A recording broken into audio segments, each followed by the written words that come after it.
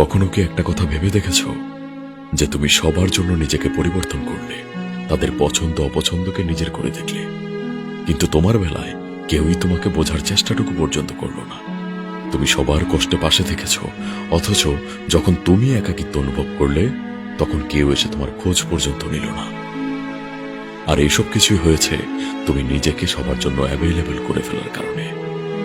সবাই তোমার কাছ থেকে ভালোবাসার যত্ন আশা করে, কিন্তু কেউই তোমার মনের ভেতর জমে থাকা কষ্টটা বুঝতে চায় না। কিন্তু এর চেয়েও আরো ভয়ঙ্কর একটা সত্য রয়েছে, সেটা কি জানো?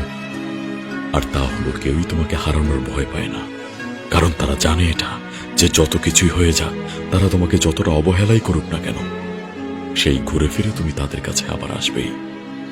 আর এই কথাগুলো যদি তুমি কখনো অনুভব করে থাকো, তাহলে কখনো নিজেকে একা ভেবো না। আমরা প্রতিনিয়ত অনেকেই এই নির্মম বাস্তবতার সম্মুখীন হচ্ছি, আর তাই নিজের জন্য বাঁচো।